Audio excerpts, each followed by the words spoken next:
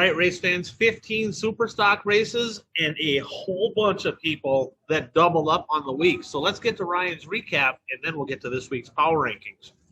So at the Grand Rapids Speedway and at the Hibbing Raceway, Kevin Burdick, he parked in Victory Lane. Now, a little side note on Grand Rapids, Dylan Nelson made a rare appearance here, gave him all he could handle, got next to him actually. Yellow came out. I guess we'll never know what would have happened if he would have got the lead, but Burdick never looked back after that restart. He kind of shut the door and drove away from him. But Burdick, he got 12 on the year, keeping pace with his 7A. Congratulations to the Dirty 30. Now, the KRA Speedway and at the Fiesta City Speedway in Montevideo, Shane Sabraski, he keeps pace. They're both at 12 wins on the year, but he got her done both Thursday and Friday night in western Minnesota. South Dakota, let's head out there. Well, you guessed it, right? Trevor Nelson, he got it done. He doubled up by winning at the Brown County Speedway in Aberdeen and the Miller Central Speedway. That's 9 on the year for the 71. He's red hot out in South Dakota. Eagle Valley Speedway, Jesse Radetsky making a rare appearance over to Jimtown. Sounds like he had a pretty big lead. Yellow come out. Tommy Richards on his heels. Great race between those two. But the 207, Jesse Radetsky, coming out on top with another win. And I tell you, he's been on the podium like every single night. Now, let's head out to Montana.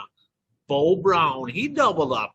He made it 4 on the year, 2 on the weekend. He won over at the Gallatin Speedway in Belgrade and then the Electric Sea Speedway in Great Falls. Great weekend there for Bo Brown. SK Speedway, Randy Spacek got it done. His 5th of the year down there in Unity. Hasn't left there, but he's been really good there all year long. ABC Raceway. Steve Stewart, he parks it in Victory Lane. His 2nd straight win in the Superstock in Ashland. Of course, his first 2 career wins. He's won in a bunch of stuff over at the ABC Raceway, and now it's the Superstock. So I'm not sure them guys are really happy to see him piloting that 80 ride.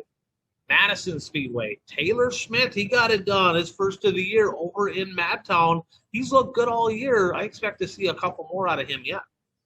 Now, Ogilvie Raceway and Bemidji, the 78 of Dexton Cook. I knew this kid's been looking good. Really good race. He started 3rd row. Sabraski didn't really have much for him in Ogilvie. He got to the front and kind of drove away. He was really good there on Saturday.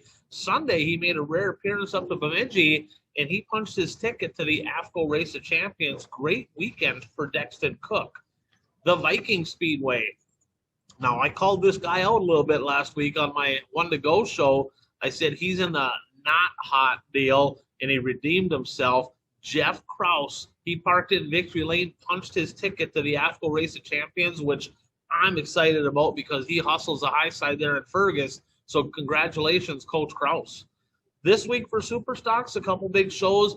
Most importantly, Thursday night, the Mark Gear Memorial over at the KRA Speedway in Wilmer. 1,500 to win. They have some great sponsors for that. You know, it seems like there's a memorial race every week over in Wilmer. So I just want to, my condolences to everybody in Wilmer at the KRA Speedway because they've lost some people over the last couple of years here. And just really good to see everybody coming together, putting these memorial races on.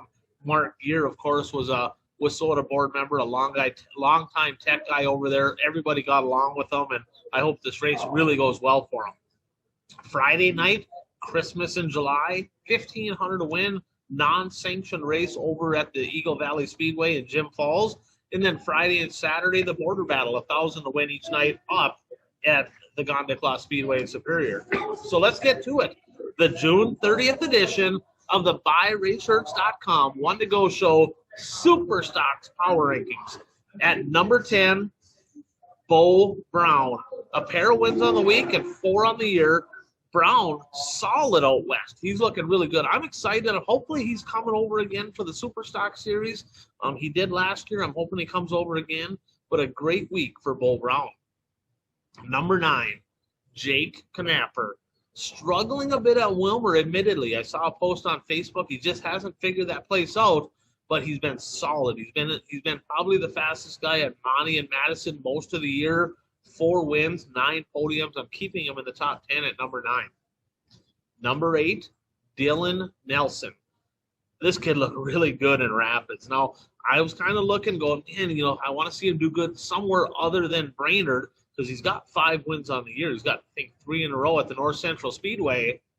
But when you start 4th row and have something for the 30, you're doing something right. Dylan Nelson's solid at number 8.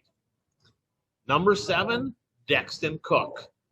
I said this guy was heating up. I said that. Impressive week with 2 wins and a 2nd place finish.